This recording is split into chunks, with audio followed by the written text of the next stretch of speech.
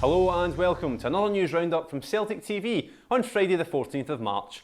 Now this week saw the players return to Lennoxtown after the international break, with Celtic captain Scott Brown having been in amongst the goals, with his wonder strike helping Scotland overcome Poland. Elsewhere, McKay has come back from injury, with another fine display for the under-20s in their midweek encounter against Hibernian.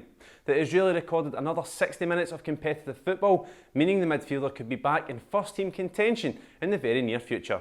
On Tuesday, our January recruit Stefan Johansson showed his support for Celtic FC Foundation when he met with participants and organisers of the Scottish Disability Sport West of Scotland Parasport Festival at Ravenscraig. Thanks to the backing of the charitable arm of the football club, the festival is now in its 5th year, and our Norwegian midfielder was happy to get involved with some of the sports on offer. Meanwhile, on Thursday's Huddle Online, we caught up with Celtic assistant manager Johan Mjalby and former Hoops hero Aidan McGeady, who offered his thoughts on the boys' current form, before former defender Mark McNally dropped into the studio to tell us all about his new role as a youth team coach with the club.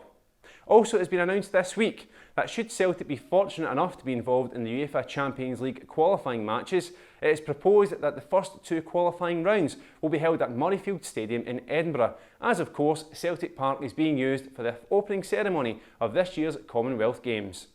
Finally, Celtic return to action this evening in their second Friday night football encounter against Kilmarnock, with the boys aiming for a repeat performance of their last visit to Rugby Park, where Giorgio Samana scored a hat-trick during a 7-goal thriller.